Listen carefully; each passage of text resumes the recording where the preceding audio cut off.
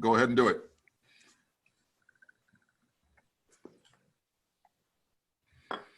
Am I live? Yes, you are. Good, wonderful, thank you. I saw some heads nod there. Thank you, Char. Elsa? Here. Thank you. Terry England?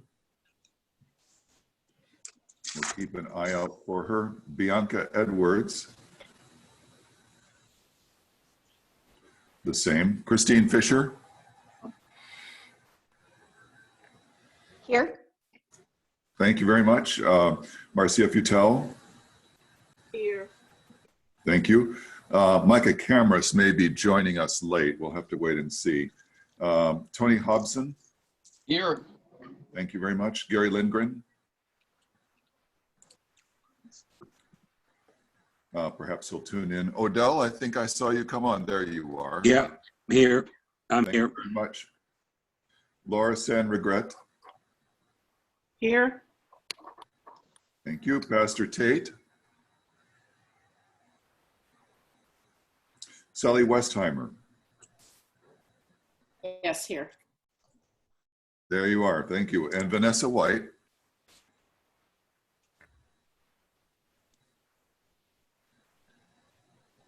All right. Well, perhaps she'll be joining us later as well. Thank you very much. So seeing as how we have a quorum, before moving on to approval of the agenda and the rest of the agenda itself, I'm going to read a special notice. You've got used to this, I'm sure, from these last several meetings. Please note that in conjunction with Ohio State's stay-at-home order and the rule limiting the number of people who may meet in a space and who may so meet, CPP has decided to convene the Board of Managers meeting via video conference. This is being done in accordance with the Ohio Public Records and Open Meeting Law, or rather in accordance with Ohio Public Records and Open Meeting Laws. CPP has advertised the meeting on its website in advance and has provided a link for members of the public to listen and view the meeting. This meeting will be recorded, and a copy of the meeting, including any documentation, will be made available via the CPP website under the area Board of Directors. Approved meeting minutes as soon as practical after the meeting. And just as a friendly reminder, all of you by now are very adept at Zoom etiquette, but do keep your microphones or phones muted when you're not speaking, and silence anything else that you might have, dogs, etc. That brings us to the approval of the agenda. That was circulated in advance, and if there are any additions people would like to make, I'll entertain those now. Hearing none, may I have a motion, please, to approve it? This is Marcia. So moved. You'll have to unmute Debbie yourself. Alsop. Okay, Marcia, I think, got in first, and so we'll let her, and then was that Odell Owens coming in right behind her? Well, we'll let it be Debbie Alsop then. No, it So wasn't motion me. made by Marcia Futel to approve the, oh, okay, thank you. And then Debbie Alsop to second it. So all those in favor, how about if we do it this way? Anybody opposed to approving the agenda? So we'll consider that the motion was then passed unanimously to approve it, which brings us to the minutes themselves. Those likewise were circulated in advance. I hope you had the opportunity to read them through. If you have any corrections that you'd like to recommend in them, please do suggest those now.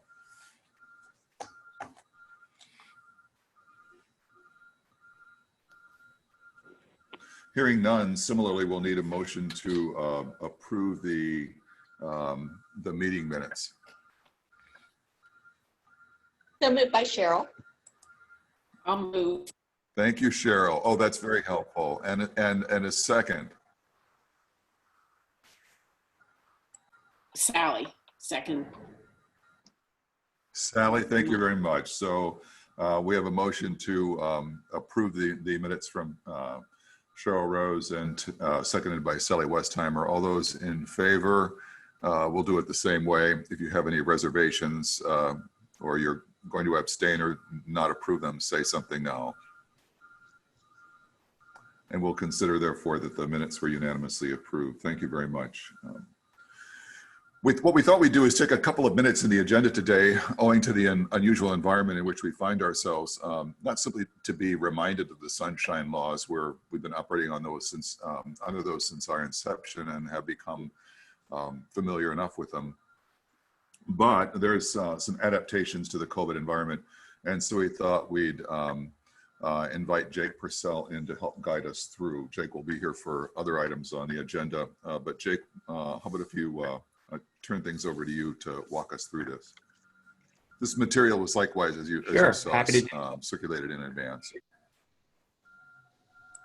Yeah, so the materials that were circulated to you comes directly from the Ohio Attorney General's office, which is really the one that's going to be regulating your compliance with the sunshine laws. Now, traditionally, as you guys are well aware of at this point, the sunshine laws require that all meetings of public bodies be held open and in person. Obviously, in response to the COVID pandemic, that creates a number of issues, especially in light of the fact that we have social distancing requirements, limits on the number of people that can be in the same room, et cetera. And so in response to that, the traditional sunshine law rules have been revised temporarily during the pandemic to allow for virtual meetings. Now, traditionally, virtual meetings and telephonic meetings were not permitted because it was seen as a way of potentially excluding the public when we're trying to promote more transparency, not less transparency. So with that being said, exactly what we're doing right now with these Zoom meetings is an appropriate response to that. The trick here is to get as close as possible to the traditional rules while bowing to the reality of this strange new world in which we live. That means making these virtual meetings open to the public, as we're doing.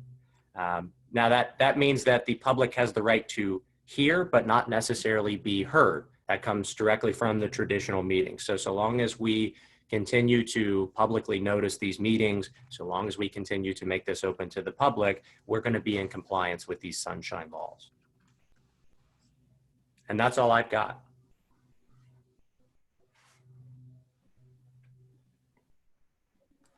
I'm sure that Jake would entertain questions if anybody might have them or comments. Anyone?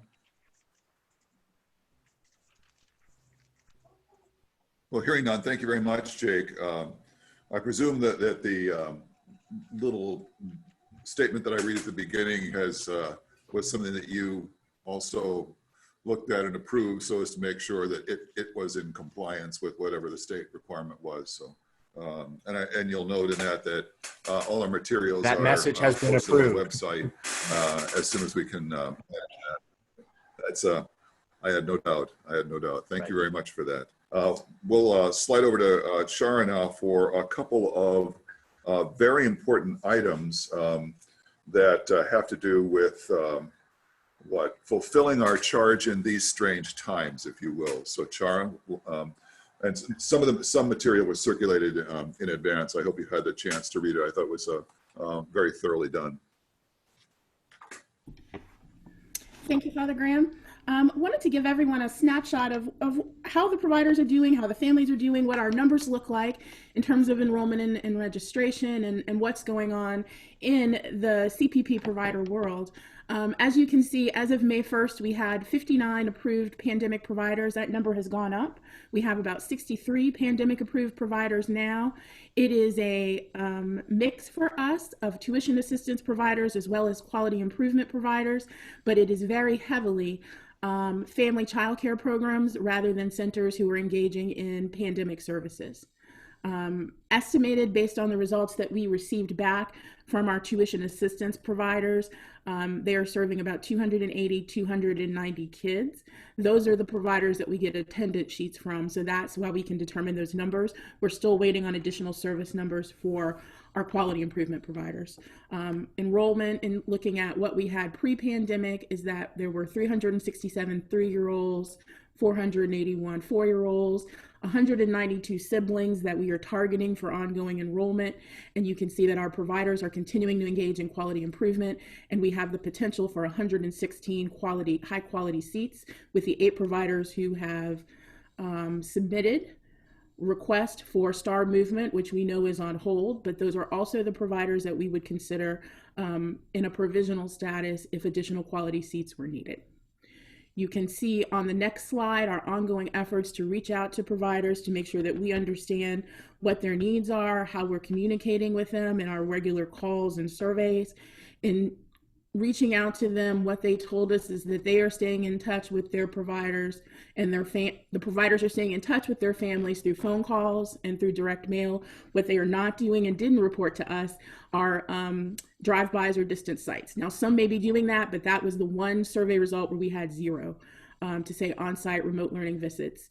We know that the digital divide is addressing us all, that we see that consistently with our providers and families, that 69% said they need additional computers, tablets, or internet access. That is not only for the families that they serve, but that is to keep kids that may have all been using one laptop or one computer previously a little bit more separated and multiple devices for them to use as well. We are actively seeking how to get those technology resources met. We did have some line items in the budget that would allow us to do that, but we know that need is growing. So we will be asking our board of managers, other sources, and partnering with CPS to see how we address those ongoing technology needs. We also were very cognizant of asking providers what support is needed most to help them continue to serve families and children. Those were reopening supplies, resources for parents, and remote learning tools. And you will see throughout the rest of the presentation how the team has come together to present to you how we propose addressing those needs and providing that support. Primarily on the next slide, you will see our 2 big proposals. One is an extended learning session. That would be from the time childcare programs are allowed to reopen until the regularly scheduled start of the academic year. The goal with this extended learning session is to get kids back in the classroom in a way that's healthy and safe to mitigate the learning loss that has happened from the closure. The proposal is that tuition assistance would be allowed for this extended learning session for up to 500 preschoolers.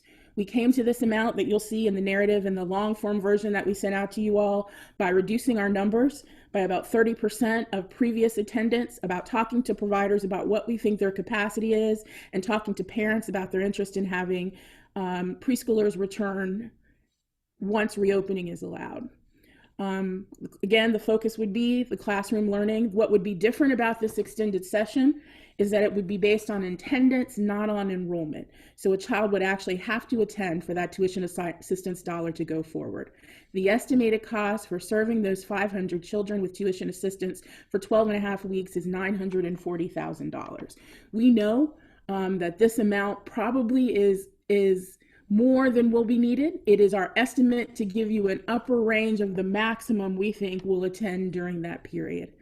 It is, again, dependent upon when programs reopen, whether that's June 1st or later, and that is also dependent upon how many students are willing and able to return. The second proposal is for addressing... Shara, before you go on, I think it's important for you to note what was said in the pre-read, but to note it here publicly regarding the precedent that this does or does not set in terms of summer coverage. Yes, this is not summer coverage. And what we shared in the memo, and I think what the intention with this proposal is, we know summer coverage is very different because we have talked about and will need to continue to talk about and explore the advantages and cost of summer coverage. This is not an extension of overall learning that has happened. It's specifically designed to mitigate and address the time that children have been away from the classroom, away from their teachers during the COVID. This is a one-time extension that we will look at seeing what the impact is. We have had conversations and exchanges with Innovations to say, can you partner with us to make sure that we can track these students and know the outcome and impact? And they have said, yes, they do. They will partner with us to do that. They see how it can be done. We surveyed stakeholders, we surveyed parents and providers to make sure that everyone had a clear understanding and to set expectations to say, this does not mean from here going forward there will be an automatic opportunity to extend tuition assistance through summer, but because of these exigent circumstances, this is the best opportunity for us to continue to deliver on the mission of making sure as many kids as possible are kindergarten ready. Wonderful. Thank you very much for doing that. So go on to the next proposal. The next is in response to the request for cleaning supplies. We've been talking to several vendors to put together a package of what we think are basic reopen supplies for a one-time purchase for both QA and TA providers. The estimated cost is about $85,000. That would be for about 320 preschool classrooms. Now, when I say one-time purchase, it would be one time for those that are reopening. It would also be a one-time purchase for the pandemic providers who are desperately in need of additional resources and supplies to continue that. Before we open this up to general comments and questions, and notice that we're going to want to bring this forward for approval as well. Shar, why don't you speak to your conversation with providers around these topics?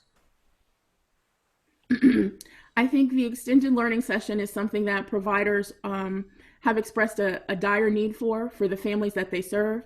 They know that many of the families who will be returning to work will not need this essential service, would not be able to take their kids to preschool. We've also talked to community members and stakeholders about kids that would normally continue some form of learning or education through summer camps that also may not be available for that as well. And the numbers are also based on the reality that we believe when programs are open again, their ratios and capacity will be very different. And so it will be even more important that as many as we can reach immediately during this time, as we prepare for the fall, as we prepare for what will likely be a blended learning model, that those that are able to get back in the classroom in contact with those. We are hoping, and we cut, as we said, our attendance rates by 30%. Some providers and centers have told us that the maximum capacity that they will have will be 50% of what they had before. But I think overall the consensus has been a positive one to say we do think this is a positive step that will help us continue the work that we've been doing to protect the investment and to really provide a needed resource for families. Though remote learning is something that is ongoing and everybody is making their best effort to do that, it is not a replacement for classroom learning if classroom learning is safe and possible. Thank you very much. I'm sure various board of manager members may have questions or comments that they'd like to register. So I'll open it up for discussion now. Graham, Pastor Tate. Thank you, Pastor. The 940,000, there's no breakdown, but I may have missed it in signing on a little late, but does the 94,000 go all to centers that are pre-selected or volunteer? How are those centers going to be selected, and how are those students going to be selected? And then are there any administrative costs associated with the 940,000? Thank you, Pastor Tate. There are no administrative costs associated with the 940,000. It is direct tuition assistance. Those will be for providers who are approved tuition assistance providers. If there are additional providers who can gain tuition assistance through our process, in addition to the ones that we already have, we would be open to that. But first priority will be given to those existing approved tuition assistance providers. In terms of children, I think what has been expressed by every provider is that they have a desire to have their children return to them, to have the same children that they had before. So this is not suggesting that there would be a different approval process for someone to receive tuition assistance. For those that were currently receiving tuition assistance, we would like to carry their paperwork. If there are seats available for new kids that are income eligible and fit the preschool promise profile, we would like to welcome them as well. So this breakdown is solely based on the same number of students returning. It doesn't anticipate many new students. I have a question on the supplies. Can we turn back to that particular slide? This is Vanessa. Okay. The list and both of these are estimated costs. Are the cleaning supplies, some of these supplies may or may not be available. Do we have a degree of certainty and about the availability, and who will do the purchasing of the supplies? Will it be the providers, or will Preschool Promise be responsible for bulk purchasing? we do have some reliance based on the communication that we've had with one and about two suppliers that these resources will be available. We work with them and with what the JFS health and safety guidelines were as we know them now, to say these are the items that we think would be needed, so that there would be a package for each preschool classroom. The proposal is that the preschool promise purchase those, but that delivery be made directly to the providers. Okay, and what does one-time purchase mean? Did not want to create the expectation that this would be an ongoing to supply classrooms on a reoccurring basis. We would make a purchase of one set of materials, one set of health and safety supplies for one classroom. So, oh, sorry. Sure, this is Odell. Enough when you're done. I think Vanessa was trying to get in actually next, and then Odell will go to you. How's that?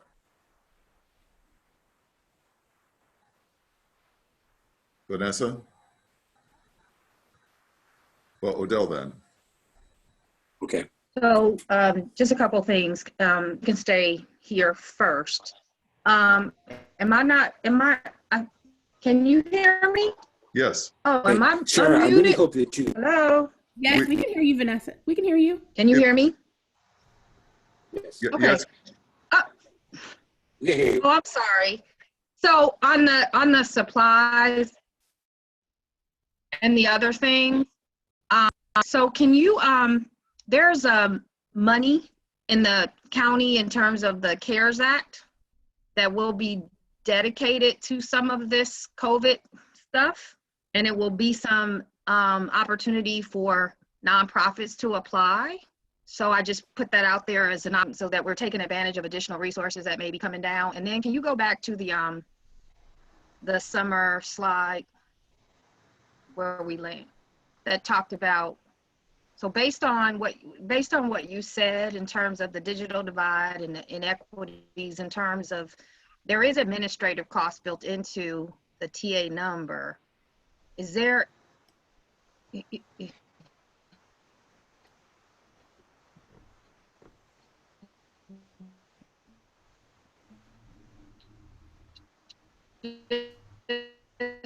Vanessa, I think in we've terms lost of you. the spacing out, and you said we were going to have the same number of kids. How is that in terms of, So I think I heard your question, Vanessa, and I will respond to both of them. We have been in touch with Doug Witskin at Hamilton County to talk about how we may be able to access some services that Hamilton County has, and he is with Emergency Management and Homeland Security to make sure that we're accessing all external resources as we're able to do that. In terms of, let me talk a little bit about the numbers when I say the same numbers. I mean that we based our projection on how many kids would be returning for tuition assistance on the original attendance numbers we had pre-pandemic, and then reduced those numbers. And then we talked to providers to say, if the new ratios are going to be what we expect them to be, maybe 1 teacher to 10 students, what do you anticipate your classroom capacity will be? Some of them said same as pandemic, some said less than pandemic. I'm thinking of one particular center who pre-pandemic had 130, 140 kids who said to us, we think if an extended learning period is available, we may only be able to accept 75 kids. Is that responsive?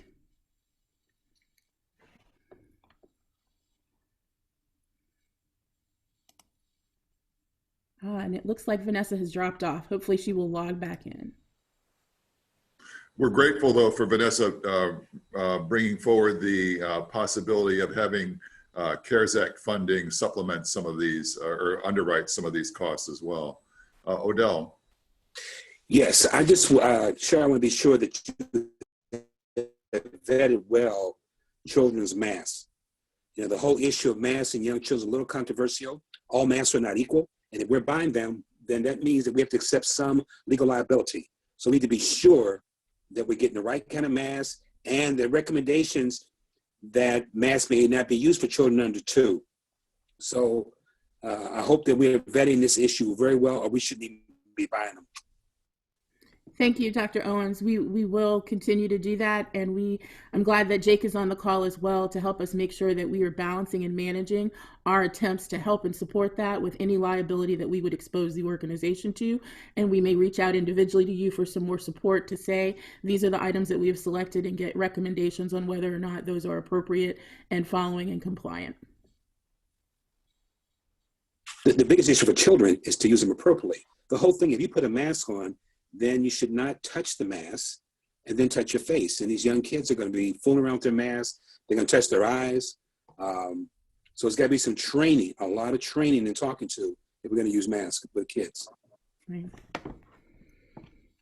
So is the state recommending masks for preschool children, do you think? I mean, is this even,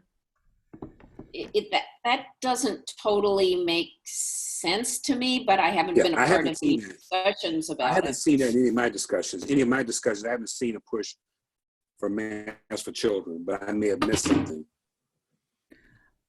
Well, I will say I don't, I have not yet seen the state recommendations for that.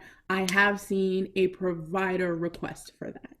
And so we may need to balance those two things to say we will limit it to specifically the things that have been recommended and required by JFS and the Department of Health.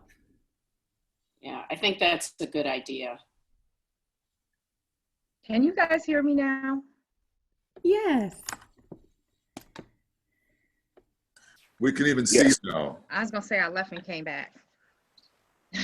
So is it okay for me to, I don't know what you heard. Did you hear about the CARES Act money at all? Yes. So, and Yeah. I thank you for that, but you were gone by then. So what I'm curious is that Chara answered a question you asked, but I'm not sure that you heard the answer to the I question. didn't, because I had to sign out and come back in. Gotcha. All right.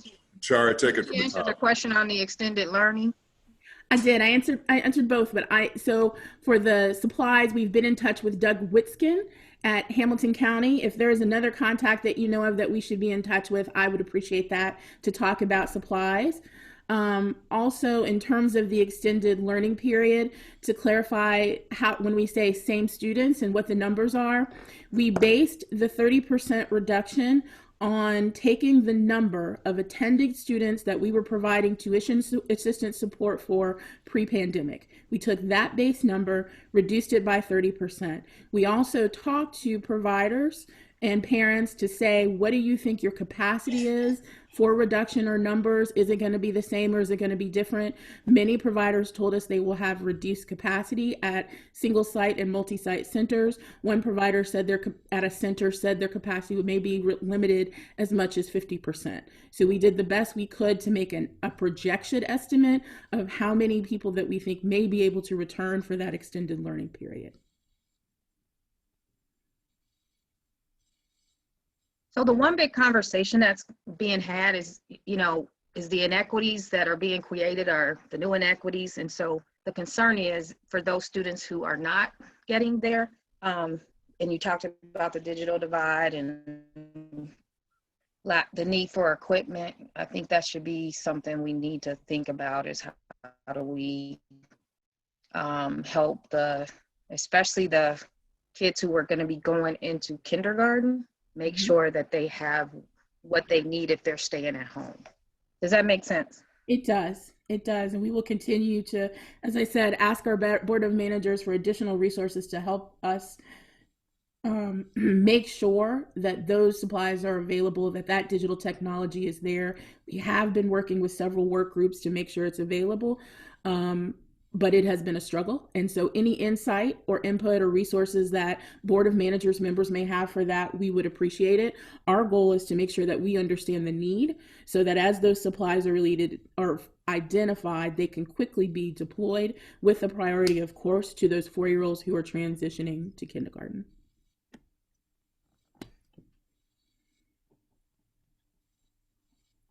I had a question about, I definitely understood that the numbers were determined based on history and surveying of the providers. And you said it was based on an understanding of who was there before. Should somebody new enter, I got the impression we weren't prohibiting new children from enrolling. It just isn't the primary intent. Is that correct? That is correct. Okay. But if there is space and there are new children who are income eligible, we would like to offer them the capacity to do that, because as Preschool promised, we do not want to be in the place of telling providers who to allow admission and who to educate and not, beyond the income eligible requirements that we've set out. Okay, good.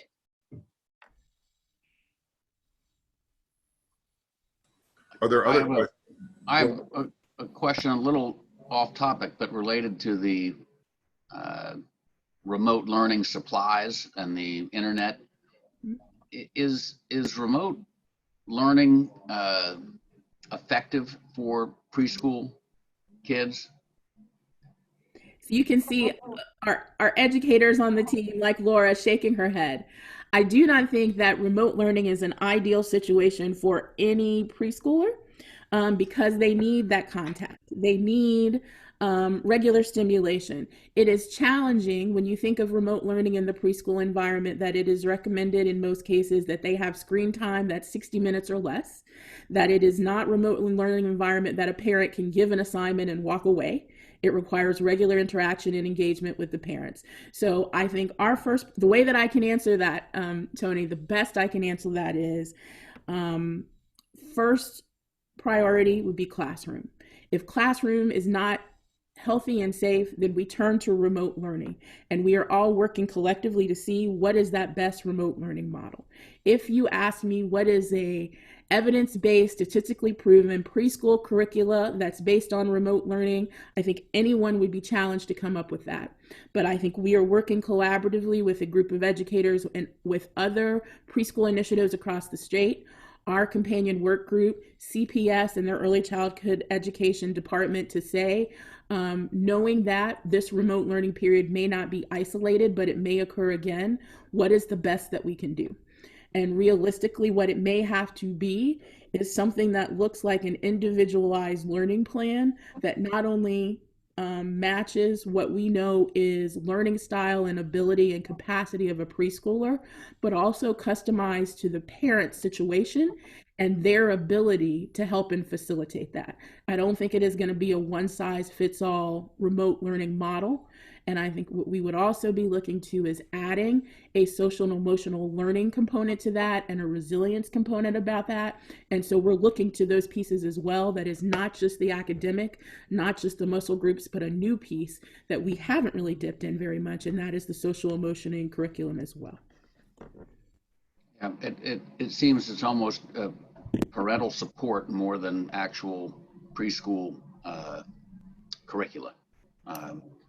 Almost teaching or helping, reaching out to the parents remotely to help them do the job at home. I don't know how else to describe it.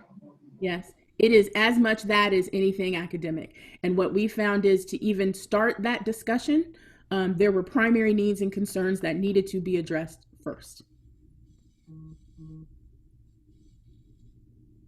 Are there other questions before I ask for a motion to approve these? I'm going to put them together too. We're not going to have two different motions, but one simply to approve both. Hearing none, then I'll entertain a motion, please, to bring these two proposals forward. The aggregate looks like, if I did the arithmetic right, $1,025,000. Do we have a motion to approve that? I will so move. Thank you, Tony. In a second. I'll second.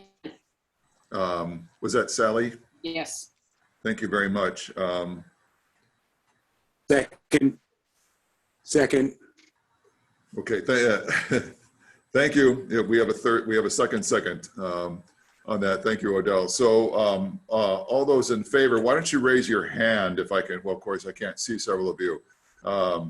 So we'll do it the other way. If you have any, if you prefer, if you would vote against this, please say that now. Or abstaining. So we'll consider the motion to have passed unanimously as a result. on a motion by Tony Hobson, seconded by Sally Westheimer. Chara, I really want to thank you and your team for your strong engagement with the providers and coming up with these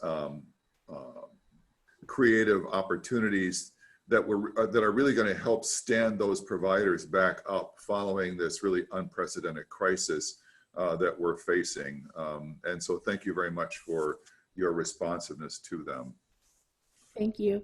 And thanks for the input from everybody on the team to tell us kind of, you know, historical information as well as insight you have in how we move forward. It was great, very valuable in helping us prepare materials to present to you today.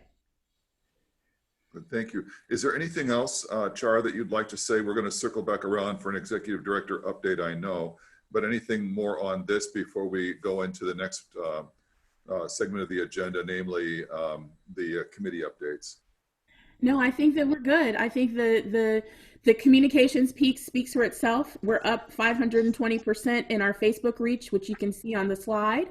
And I think other than that, the only other piece is one that we're sharing with you all in terms of how we're thinking from a systems perspective on what we're changing and what we're looking at, and getting direct support from our quality improvement teams. So if you'll go to the slide that says moving forward, that was just to give board members a snapshot again of how we've ordered our priorities, our key considerations, and at your leisure to give us feedback on what those considerations are as we work through a new quality improvement process and a new strategic, or as they say, scenario planning process on how we move forward. Good. Thank you very much for that, Chara. We'll go to the committee reports. First up is the executive committee report. The executive committee met last week on May 5th and had a discussion about a number of different things. The moving forward document, for example, that Chara just presented there as a kind of strategic overlay as to what the work going forward would need to look like. And then as well, we discussed the proposals that you've just approved in kind of embryonic form, if you will. A significant issue came to our attention, however, that we want to bring to yours. So earlier that same day, Hector relayed to Chara that he had just learned from Jen Wagner that CPS had recently, the CPS board had recently approved the expenditure of $1.5 million from the unspent carryover funds to purchase a building on the west side of Cincinnati for preschool expansion. Of course, because this was a property, a real estate transaction, it occurred in executive session. We were completely unaware, CPP was completely unaware that this transaction was pending in any way. And so went back to some of our own documents to see how it was that these kinds of, the expenditure of these unspent carryover funds was governed. And that's the two-page document that you have in your pre-read, the policy regarding unspent funds at fiscal year end. The relevant paragraph is really on the second page. I call your attention to number 3. I'd also note that at the bottom of page 2, there are approval dates. So it was approved at the end of December 2017 by the Finance and Audit Committee, and then by the Board of Managers the following month in January of 2018. It should be noted that Jen Wagner was part of provided input for the drafting of this document before it was approved by the Finance and Audit Committee meeting, and then they recommended it to us. Chara has reached out to Superintendent Mitchell, had conversations as well with Vera Brooks about this, Hector with Jen Wagner. I spoke with Carolyn Jones earlier today about this as well. There's acknowledgement on the part of CPS that that this should have been handled in a different way. but it sort of brings it to us now to figure out what the way going forward is. What we would like to do is formalize the verbal agreement that we've had that's effectively governed the application of this policy. And the way we'd like to do that is via drafting an adopting resolution, which we would undertake and then discuss with CPS such that it would be adopted by both organizations, and then both would sign it such that we didn't find ourselves in the position once again of being surprised by the expenditure of unspent carryover funds. What I'm going to do is today, what we're going to do is to talk about what this adopting resolution might contain. I'm going to turn to Jake Purcell in a moment to kind of for him to share his thoughts with this, but we also want to open it up to the board to gain your thoughts. We'll want, after that, we would like to have the board here delegate to the creation of this document to the executive committee. And then undertake the conversations with CPS and so on. So I'm going to turn things over to Jake so that he can share his thinking about what such a resolution, adopting resolution might contain, and then we'll open it up for additional conversation. So Jake, why don't you take it away? Well, first, thank you, Father Graham. That's actually a really good introduction. I think it tees up the context of what we're trying to do and why we're trying to do it very well. The end goal here with this adopting resolution is really to bridge kind of the gap between what is an unspoken agreement between both entities, CPP and CPS, and ultimately put some structure on a going forward basis, with the end goal being that both entities formally, quote unquote, adopt this. In other words, they both acknowledge that this is the method of operating moving forward.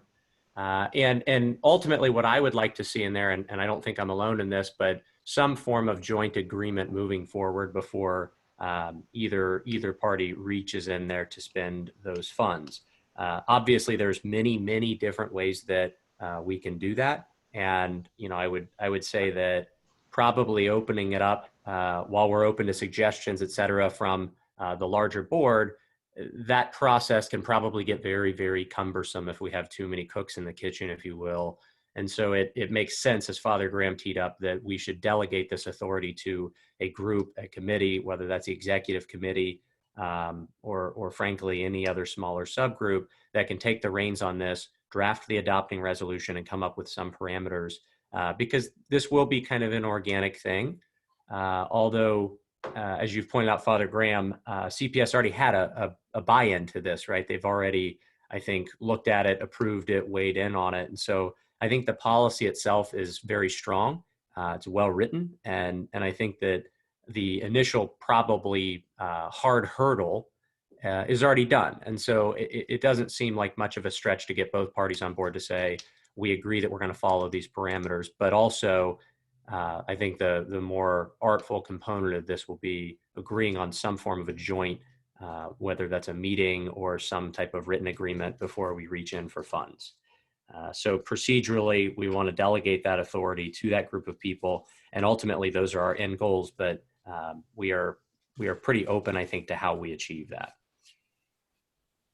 So in a way, what Jake suggests is that the key element that needs to be in this adopting resolution is that this policy will guide how it is that unspent carryover funds are accounted for, if you will, but it will make explicit something that is not explicit in this document, which is that the expenditure of those funds can only be done via mutual consent of the entire group. With that, sort of as a preliminary for what it is that we're after in the rest of this part of the conversation, I'll open it up for any discussion that you might have. What I'd like to do is segment kind of the two pieces of it. the first piece is the feedback regarding this resolution itself and what you believe ought to be in it.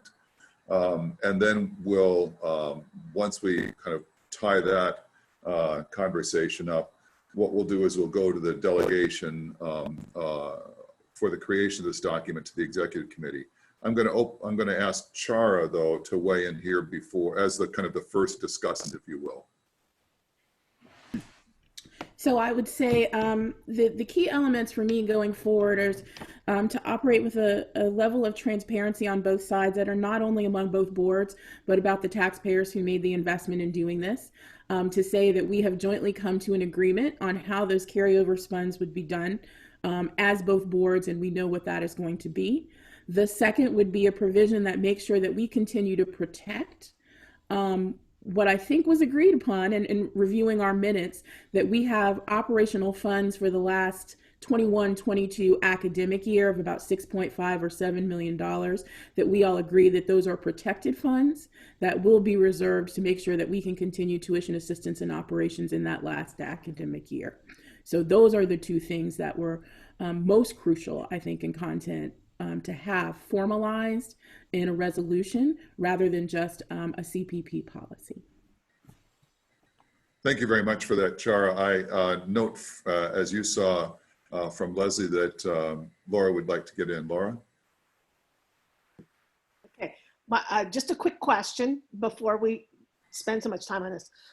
What exactly, and I guess this is for Jake, what is our, I know I've read the resolution and I know what it says and I agree with it. I just want to know, what are we expecting from the outcome of drafting this resolution? That's basically what I want to know exactly what are our expectations once we have this resolution. Sure, it's a fair question. So what we're looking at right now, or what should be on your screen, is the current policy that's in place. Our ultimate goal with the resolution is to, CPP already, as I understand it, follows this policy. So our goal is to make sure that CPS follows this policy as well. And then ultimately, if either party wants to reach into the overspend account for whatever purpose, the goal there is ultimate transparency and agreement of both parties before we can do that, so that we don't run into another situation that that we've run into in the past. Those are the two goals. If I could build on that, that's the for sure part that we know, Laura. But then, as you just heard from Chara, she was suggesting a couple of more things that might be built into this. An expectation that there would be a sign-off binding CPS about not spending that segment of dollars that has been set aside for the back end of the 21-22, if I got that right, school year. And then as well to kind of up the level of conversation between both boards as well. So to take this as an opportunity for enhancing the collaboration between CPP and CPS. And others may have other ideas here that they would like to see built into this, which would then also kind of define what the outcomes of this would be. Debbie Alsop, is that you? Yes, I have a comment.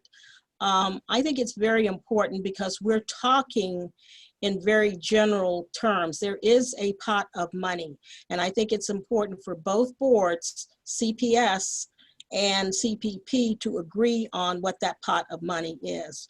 You know, Hector and Jen work very collaboratively together, but I want to be sure, you know, we're throwing out a number, and I totally agree with what Chara is saying, but I think, you know, that pot may change over a period of time, but I think for this beginning effort, we need to, and transparency, we need to put that pot of money on the table.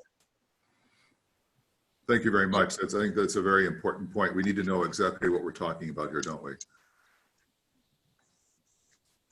Other comments regarding the adopting resolution itself, points that you would like to see involved in it?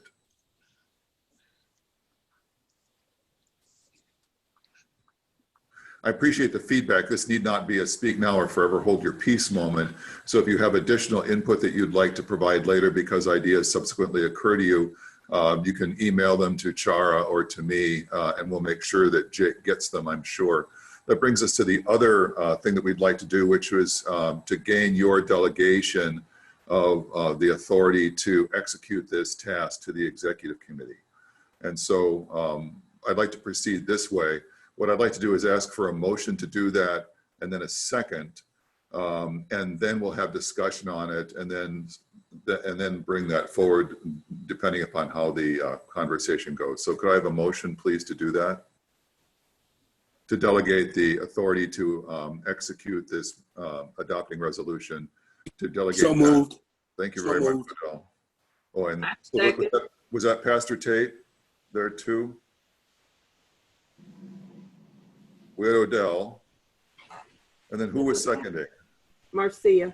Marcia, thank you very much. So the motion to delegate authority to execute this adopting resolution, the executive committee has been made by Odell Owens and seconded by Marcia Futel. Is there any discussion on this motion? I have some discussion. Sure. Am I unmuted? Debbie Alsop. You are. Yeah, I want to be sure I'm clear on the motion. Is the motion to have the executive committee draft the resolution for board approval rather than draft and approve and move forward with the next steps? I just need that clarification. Thank you. My understanding was the latter. Jacob, is that what you were understanding?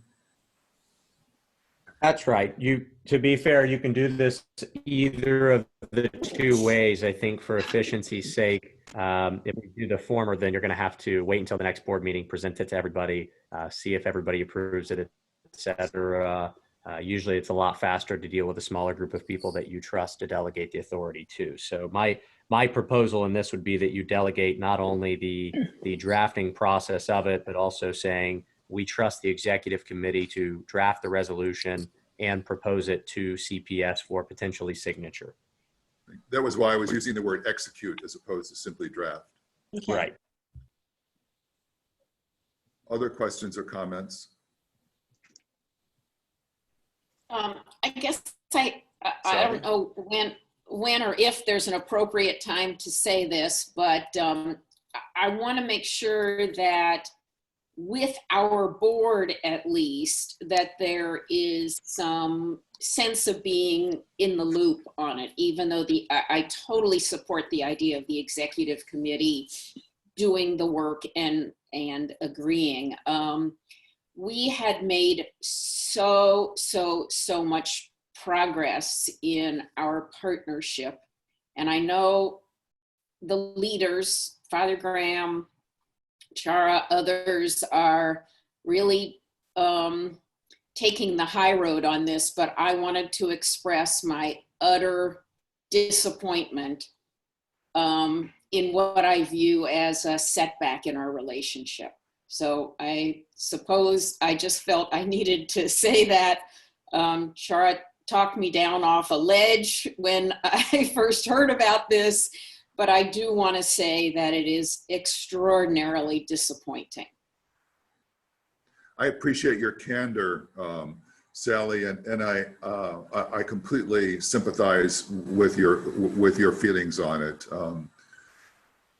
What at least I believe I've found in talking with Carolyn is a real resolution to put something in place that precludes the possibility of this happening again.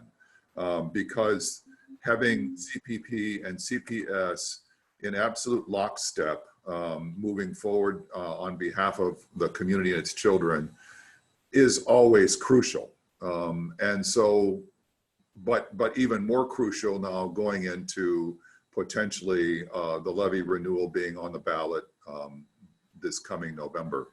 And so what I would like to do as much as possible is see this as an opportunity, not simply to fix something that broke, you know, by putting in language that we thought we didn't need, but now know that we do. but rather to use it as an opportunity to enhance the collaborative working relationship between CPS and CPP. But I agree with you that this took a step in the wrong direction.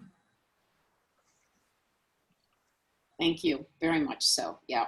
I have one more question on transparency, and maybe I'm being naive. I think it's really important to take a step back to the over $1 million that we just approved, and to be sure from a source standpoint that we understand where that money is coming from. I'm not talking about granular. Is that coming from this pot of money, the underspend, or is this coming out of our regular budget? This is coming out of our regular budget, Debbie. That was a question that I asked Chara to pursue, and she got Hector's sign off on it. Chara, any additional commentary you'd like to provide on that? I think that's a very important question, because obviously we can't be on the one hand saying that CPS, right, we cannot, you can't spend this unspent carryover money and then turn around and spend some of it without asking them. But right. Chara, that's what I've said is correct, is it not? It is. Some of it is fiscal year that we're currently in. We have underspent dollars in our budget that will more than cover what the expenses will come in for this fiscal year. There has not been an addition to our budget, but there are COVID-19 emergency resource funds and what we believe sufficient funds with the requested tuition assistance to be able to cover this extended period. Father Graham, I request as a matter of public record that that be noted in the minutes where the funds are coming from. Thank you very much, Debbie. Leslie and Chara, you heard that. So if you'd make sure that the minutes reflect that, I think that's a very an important suggestion. Other comments about this motion of delegating the executive committee to carry this ball forward? I'm 100% behind it, but I would echo, I think, Sally's point, is just to keep the board informed, not for second, not for input or anything, but just to keep us up to date. And I would love to see the current pot of money that I think Debbie had mentioned. It'd be good to know what our starting point is, and it's probably something we ought to have a regular, not regular, but an update on as life goes on. So, but I'm 100% behind this motion. I think that's the right way to go. Understood. Thank you very much, Tony. I appreciate that. This is going once, going twice territory. Sally I has have a separate comment, and that is that if CPS feels it is legitimate to invest in capital in this way, in property, I really think that at some time in the not too distant future, we ought to be looking at, are there capital needs of our high quality programs that would expand the community capacity as well. I even pushed a little bit to include capital in this proposal that was coming forward today. And I think I got some good advice to take one thing at a time. But if there are some of our providers who can expand capacity, but for some capital needs, we ought to do that too. Sally, I've always liked the way you think, and I like it even more now. So, Chara, why don't we lateral that to management, so to speak, from the board as something to keep your eye on very seriously, because I think that that's a great suggestion. Thank you. And we know that we've got, to give you a kind of a granular example, we know that just for one provider center to expand classrooms, to put in new sinks, to take what was one classrooms and divide it to two, just for that additional hand washing sink and the division is probably $500 to $6,500, right? So that's the the intel that we've gotten, because we have already started to ask those questions. What does it look like to build out, to move with new ratios? And so we'll continue to gather information on that to come back with you with, from a staff perspective, with actual data and information on what those costs may be. Thank you. I appreciate that. I'd like to call a question, please. So all those who are, we'll do it the same way that we've been doing it by kind of backing into the motion. All those who are opposed to the motion of delegating the executive committee to carry this task forward, please let that be known now. Or any abstentions. So on behalf of the executive committee, I thank you very much for entrusting this task to the executive committee. And as has been observed, we will circle back to you and let you know the status of this at our next meeting. That takes us then to the governance committee. So Debbie, that's you. Okay. Thank you, Father Graham. The governance committee met on May the 6th and had a couple of items before us. One, we are preparing for actually nominations for the class of 2020.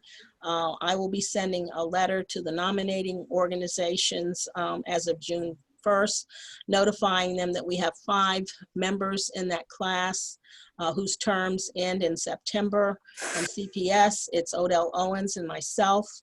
From Promise Forward, it's Pastor Tate. From the United Way, it's Gary Lindgren and Anthony Hobson.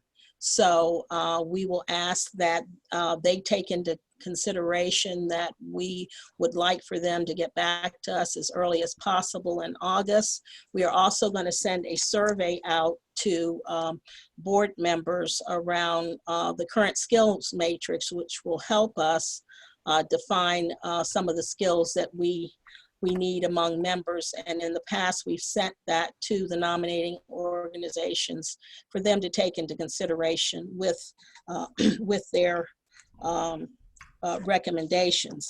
So I will be calling the members of the class of 2020 to have a conversation with you on your desires moving forward to be renominated. And I think that's important for those organizations to know that. So Odell, Gary, Anthony, Pastor Tate, and I'll even ask myself about your desires around renomination. The other thing that we had asked or had put out there to the committees was to take a look at your charters, but in consultation with the members of the governance committee and SHAR, we've put that on the back burner for a while because the staff has just done a tremendous job of being at ground zero. While that's important, we've moved that forward a little bit. So you'll be hearing more about that at the June meeting, and the goal is to try to get that done before September if possible. So that's my report. I would ask if there were any comments by Marcia or Micah, committee members, or Shara.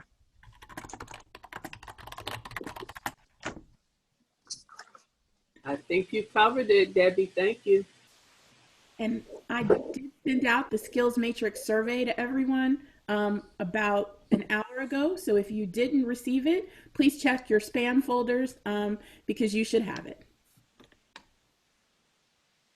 Thank you. Debbie, thank you very much for that update. And to the board members who she referenced there, thank you very much for your ongoing service on to the Preschool Promise Board.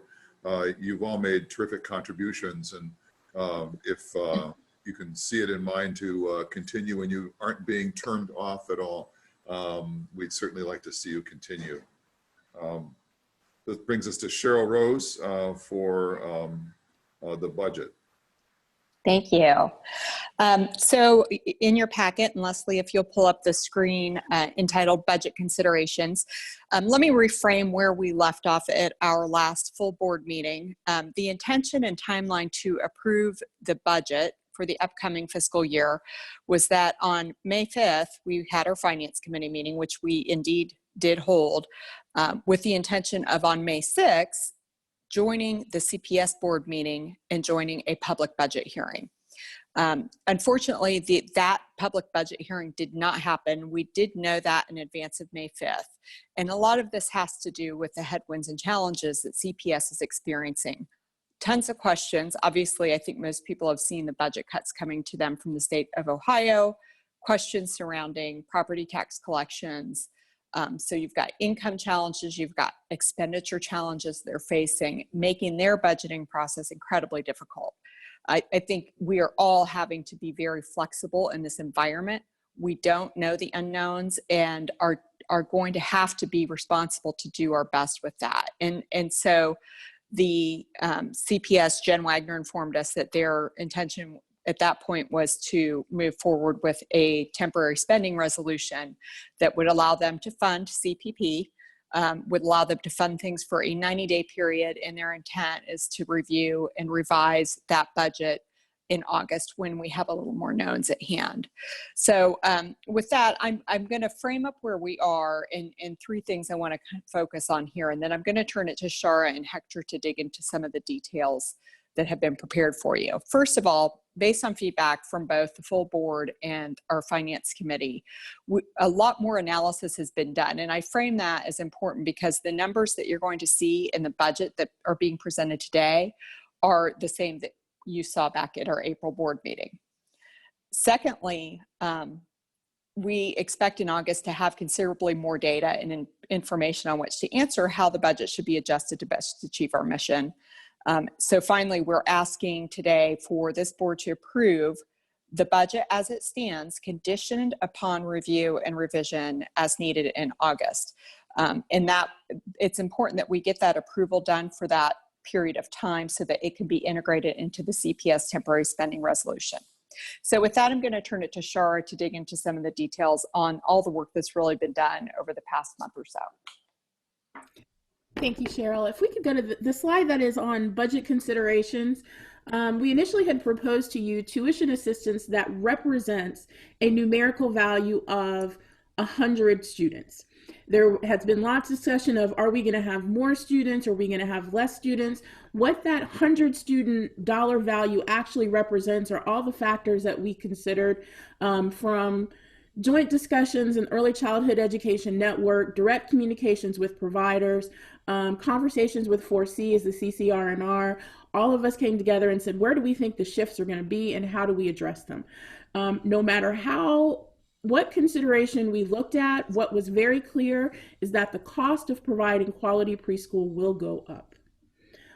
We know that there will be shifts in student ratios for teachers to students that will require more staff training in terms of how to implement those new health and safety protocols, as we said, how to make sure we're following those. More teachers that are going to be needed because the classroom ratio is lower. There are costs associated with that. The health and safety supplies. We do not know, based on state revenue and JFS, what is going to happen with the publicly funded childcare dollar. We looked at that, but wanted to account for that reduction so that the preschool promise dollar may need to increase as the last dollar in. And we know having additional students from programs that may no longer be there, that relied on private pay only and could not survive this closure. From the quality improvement perspective, we wanted to make clear that having a dedicated person to help with the transition and help providers get up to speed on all of these new rules and regulations, help manage that remote learning, would not be a permanent addition to our staff, but that would be a QI contractor to help with COVID-related matters that we would bring on board as needed and keep only for a term, not a permanent addition to what our staff structure may look like. We also wanted to be clear that on cost of quality, this is direct support for providers.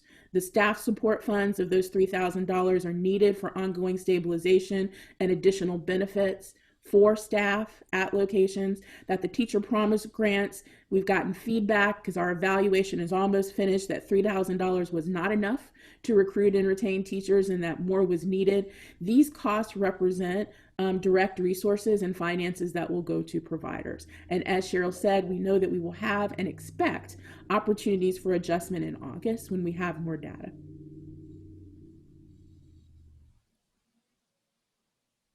So with that, I think let's go ahead and flip to the next slide. There we go. So key points to consider. And Hector, I think I'll call upon you at this point to run through this part of the deck. Thank you, Cheryl. So this deck from this point forward looks very similar to what you saw at the last board meeting, except I've made clear that some aspects cover not just 100 student increase, for example, but that same amount of money could cover up to a 25% reduction in PFCC funding, or up to a 65% increase in the number of CPP only funded students. And that's to give you perspective. At the time when we built it, the budget, it seemed like it was going to be a very standard process of, okay, more children, COVID-19 was just starting to have an impact. Now we know that we don't know all the factors. So I wanted to give the board some perspective of what that increase can help cover. And because we have that additional window in August, July, August to come, take a look, see what factors we have and readjust, we can explain better to the board at that time how the funds are likely to be used over the year. But like Cheryl explained, we want to make sure we get the budget into the CPS process so that then they can get it into their resolution, and then we can just be on the side of, instead of creating, adjusting what happens as we get more data. So if you go to the next page, that page will look just like what you saw last time with the pie charts and the lines and the number of students. But keep in mind, the number of students is simply the way we created the funds that could go in either direction. Eventually, we will know if we'll have more students that require PFCC, higher PFCC, or sorry, more funding from CPP because they have a lower PFCC amount, or who require more CPP only funding. And at that time, we can readjust this chart for you. Next one is quality improvement, same thing. And I'll go back to that framing. Again, this is a very standard budget because we do know that the state has frozen the QI approval process, meaning the improved to 3, 4, or 5 stars. So we are unlikely to see 30 in seats, converted high quality seats in Q1 because of the freezing process. But it may happen that it moves to Q2. So as we get more data, these charts will adjust again in August. If we go to the cost of quality, it'll be the same thing. It'll be just like what you saw last time. And we'll make adjustments appropriate based on what we find out between now and August. Finally, the final chart has the actual numbers and the grid showing you by category, how much is program expense, how much is how much is overhead, and the total budget. That'll be the next page.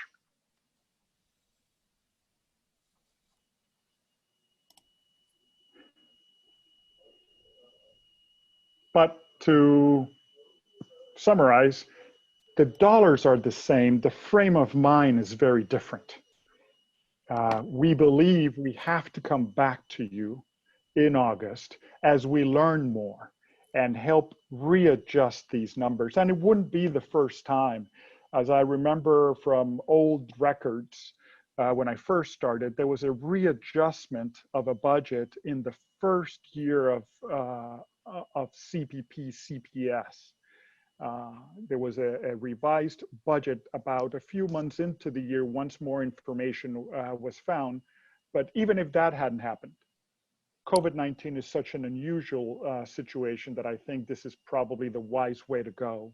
Approve this with the understanding there'll be some adjustments as we get more information.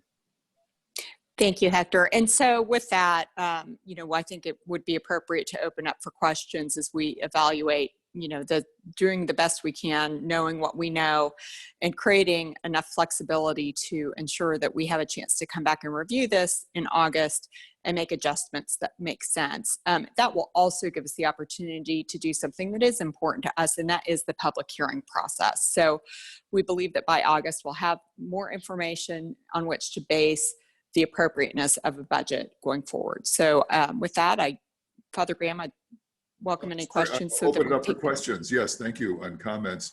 I would sort of note the comment made at the beginning that the numbers and the process have been developed in close collaboration with CPS, which is adopting a similar kind of way of going forward with respect to their own budget.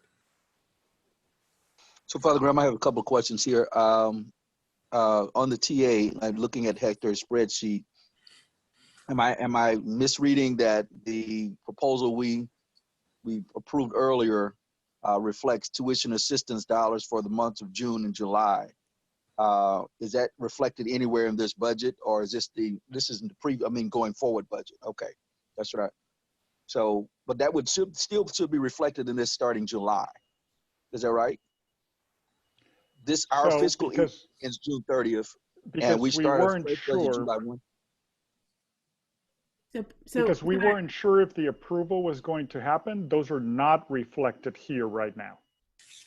But what we believe is that with the contingency fund that is in here and with the high estimates that we have for tuition assistance, that there are sufficient dollars in this budget to be able to cover that. And if not, we will have data from July and August to then come back. If for any reason we have extraordinarily high spending, if our estimates are completely off, we will have the opportunity to say in August, this is what we've learned and the adjustment that we're suggesting. Okay. The other thing would be two-part question. So is there anywhere in this budget where we have scaled back based on the 1.5 million that was a part of our last year's spend? Are we scaling back in any way to cover the loss of that 1.5 millions to ensure that we will have what we need in year 5?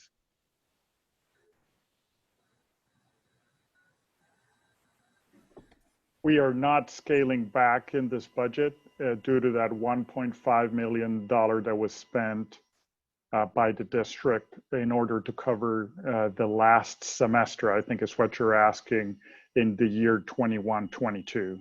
There's, at this time, from my perspective, there's no need to do that in this budget in order to cover those last 6 months. But as other board members have suggested, we can review that total pot of unspent funds so that the board can feel comfortable that we still have those last 6 months covered. Okay. And finally, you mentioned there would be no need the state has put a freeze on quality improvement for right now, but we're going to be coaching throughout the summer, or we're building in coaching. If they are holding back or if they're delaying the process and we don't know, is that coaching going to be relevant to their approvals or their reopening of that process? Or are we just going to be providing coaches for those that we currently have in the queue? So the strategy for the coaching is to continue to provide it for those as if Step Up to Quality is going to return. They know that there are professional development requirements that they have to do. They know there are things that they could be getting in order to be prepared for that. And the coaching is also for the 3 to 5 side to make sure that they stay compliant and continue to grow as they have switched from the quality improvement and the tuition assistance side. So I think it is for ongoing coaching under the belief and assumption that the quality improvement rating system will return at the end of September. Okay, I don't understand that process, but I appreciate the response. Thank you, Pastor Tate. Other comments or questions from board members? I have a question for, this is Terry England. I have a question for Shar. Shar, do we know how many centers or programs that are inactive, and of those inactive ones, are they going to come back? Are they just going to, can they withstand this prolonged period of closure? So the way that we have pose the question as delicately as possible is in asking and communicating with providers, say, do you plan to reopen when that is allowed? And if the answer is we're uncertain, the next question is, what can we do to support you to make sure that that happens? And the response to those conversations I can't speak for the survey results because not everybody replied to an online survey, but there are, of the calls that were made and contact that was had with over 80% of the providers directly through staff contacts, we have had not one single person say to us, we plan to close and aren't going to be able to weather this. Great. None. Great. None have said that. We have also had very few to even say, we don't want to continue with coaching and support and professional development, so we're ready for reopen. We've seen the opposite. We have seen providers max out enrollment in CDA classes. We have seen providers oversubscribe for instructional classes and training such that we've added our own CPP, PD classes to complement that of what 4C and CPS is offering as well. So how long that trend will continue, we don't know, but that is the response that we've heard for providers. So we're moving forward to make sure that this budget can accommodate a contingency that as we move forward and providers are willing to move forward, that we are ready and that they're continuing to be able to provide high quality seats. Well, that's very encouraging. That's great. Thank you. So with Others? Terry's question, Father Graham, if I have a build on to that, my concern would be that for the providers that I've spoken with who are closed, who currently have staff that are now working elsewhere for more than they were earning when they were with the center, some of those staff have expressed that they're not returning to the center. And if the staff does not return, and with the issue that we're having with the employee pipeline, those centers will have a very difficult task of reopening without teachers. Do we have a contingency plan in place? Because again, it draws me back to the coaching. If we're going to really help centers right now, the momentum is that some of the centers, I'd say most, are going to have an issue with staff returning because of wages. So what contingency do we have there to help those centers try to maintain or rebuild their staffs?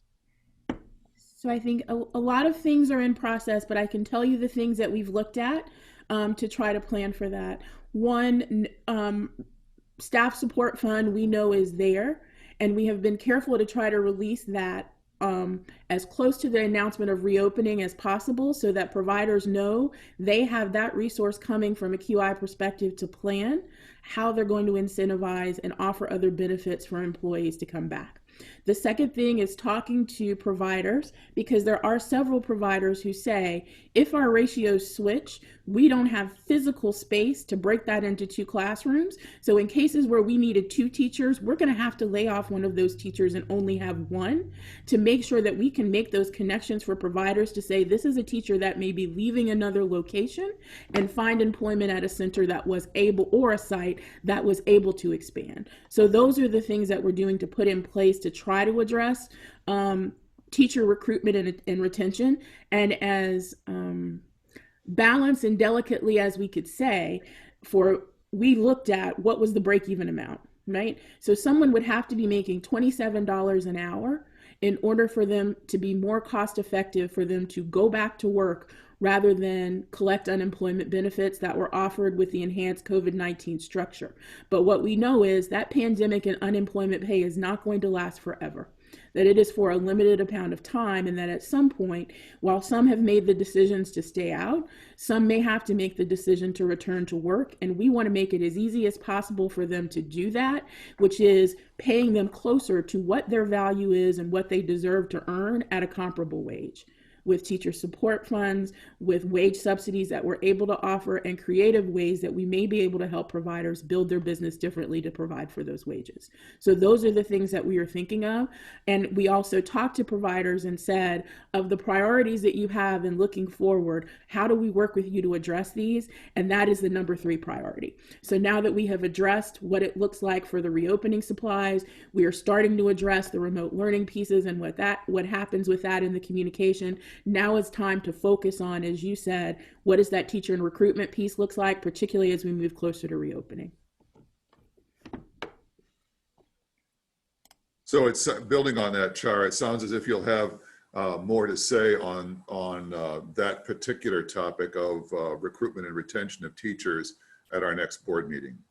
Yes. Thank you. Other comments or questions before we bring this forward for approval?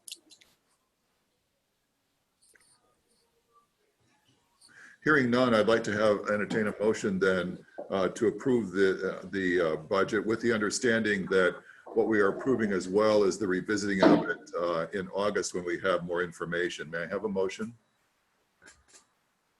I move. That's Christine. Thank you, Christine. And a second for that. Second, Laura Samagret. Thank you, Laura. I appreciate that. Once again, all those who are opposed to bringing this forward, if you would say so now.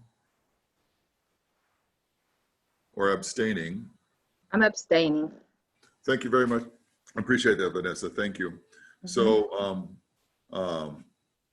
on a motion to approve the budget made and with the understanding that it will be revisited in August, made by Christine Fisher, seconded by Laura San-Regret, it was approved by all present except for Vanessa White, who abstained.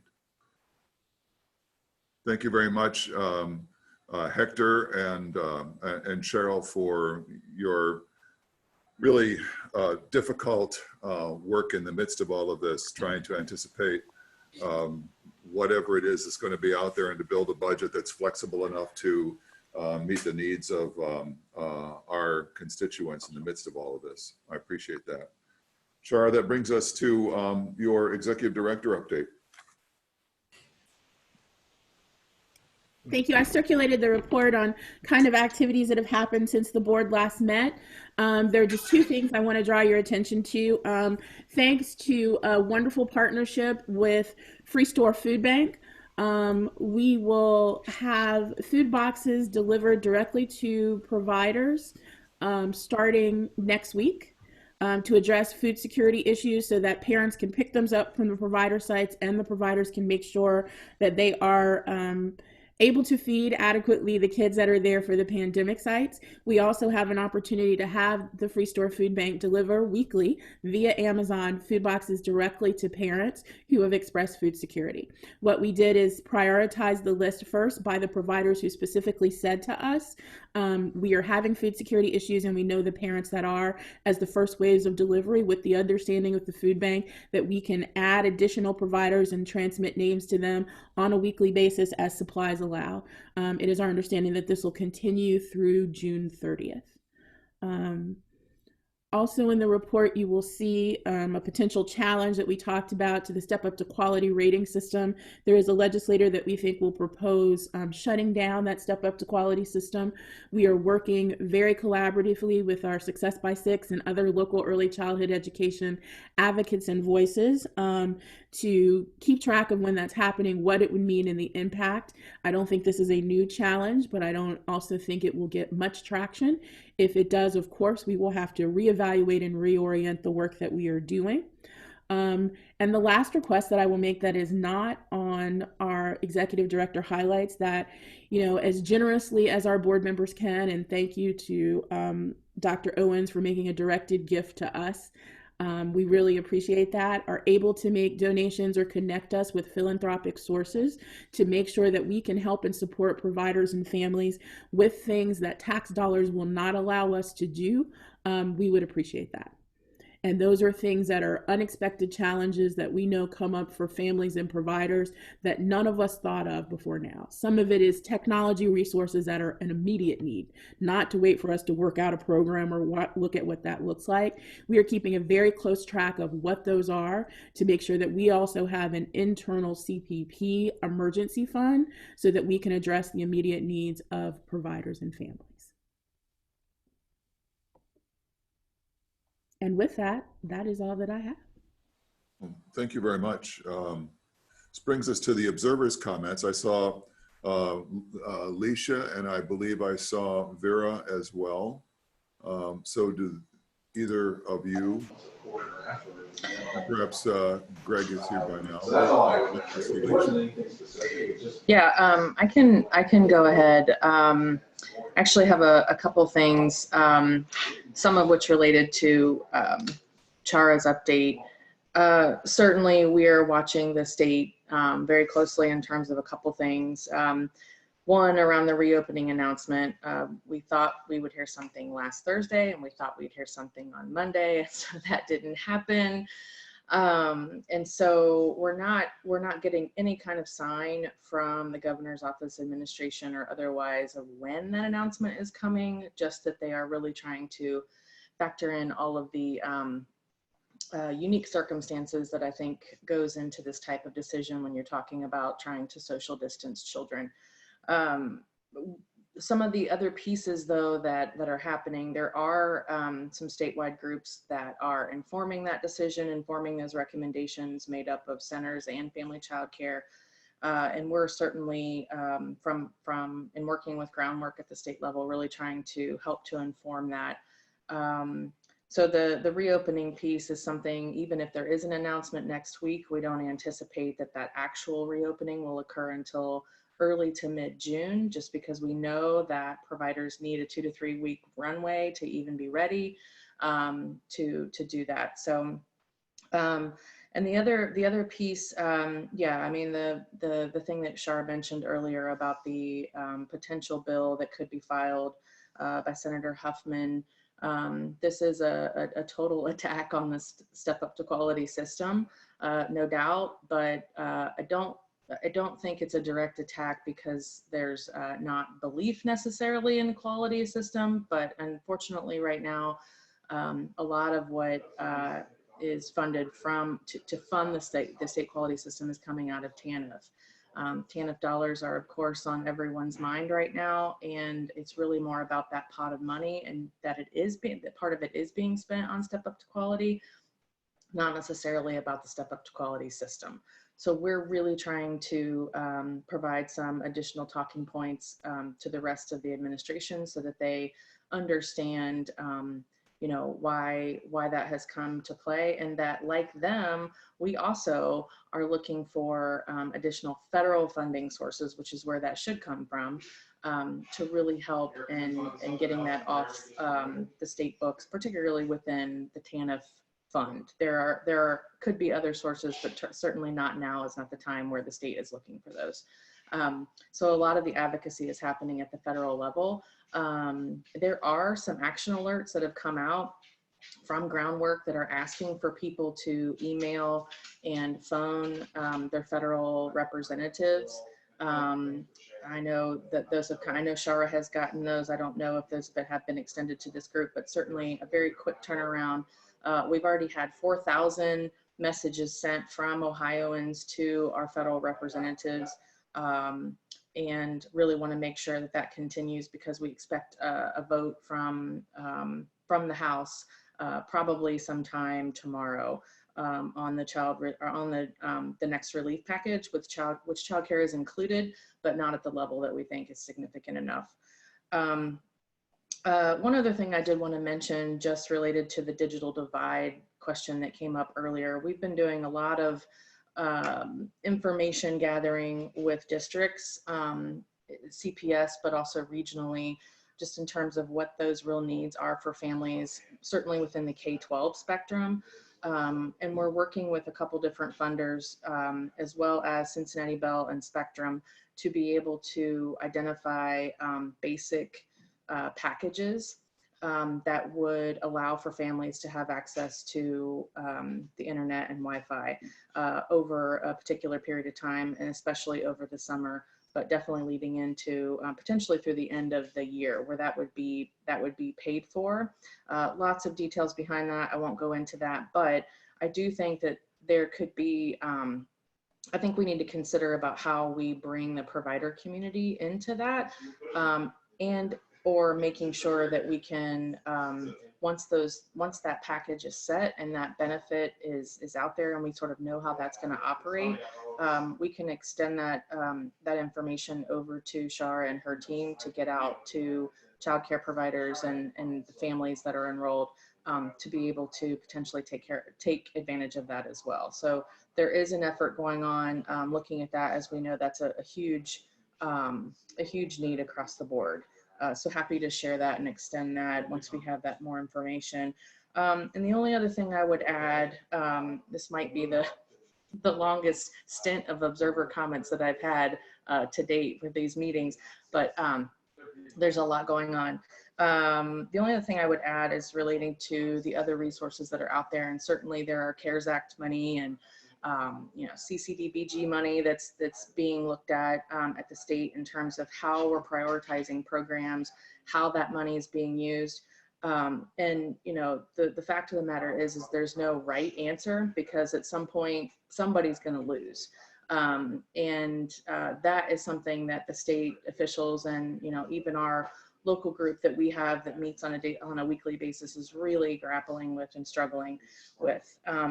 So the other thing I would add just about the expenses and reopening costs, I mean, we certainly know that there's going to be reopening costs related to cleaning and health and safety and some of those additional expenses, but we also have reason to believe that there's going to be additional requirements for programs, particularly for centers that have classrooms where they are going to have to provide 6-foot divider walls to really separate. These are just some things that we've heard.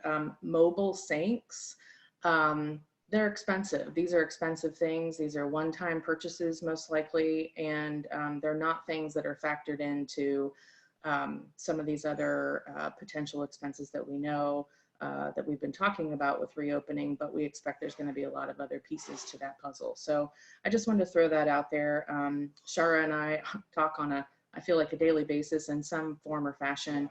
And all of us on the ground here are really trying to figure this out and making sure that we are utilizing all aspects of potential relief efforts, cobbling this together in a way that's going to be easy, accessible, and meaningful to providers, certainly within CPS or certainly within CPP footprint, but across the region. So that's all I have. Thanks for the time.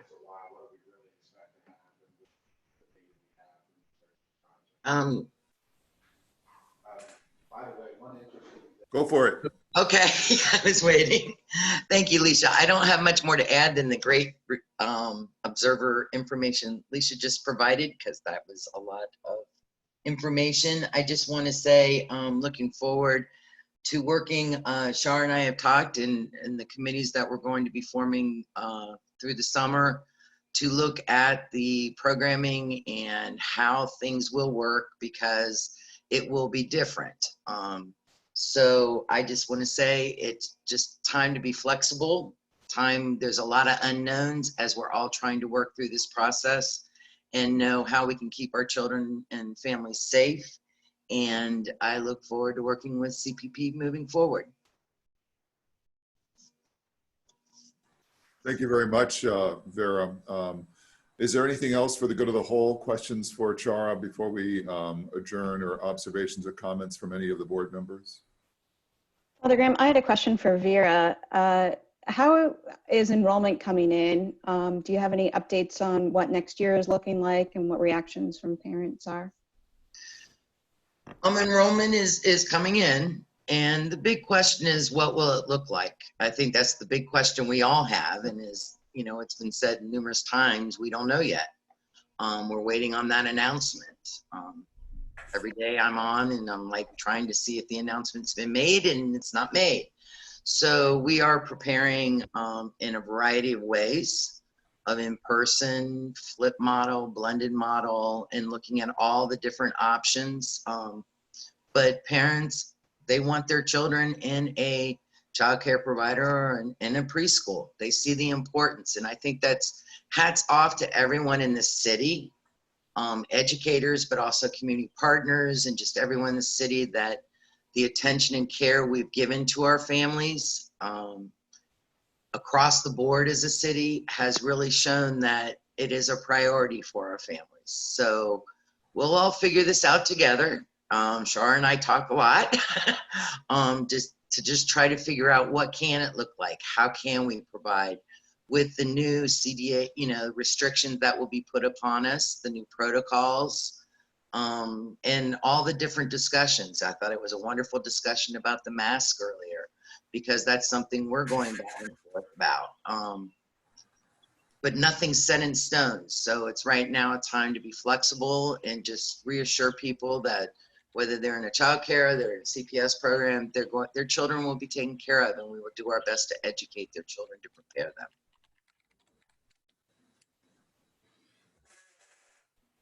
Thank you very much, Vera. Other comments or questions before we depart? Laura, you're our go-to person for moving adjournment, so why don't we defer to you? I move to adjourn. Yeah, got a second on that, anybody? All right, thank you, Terry. All right, we'll see you all next month. Thanks so much. Thank you. Thanks. Thanks, everybody. Thanks very much.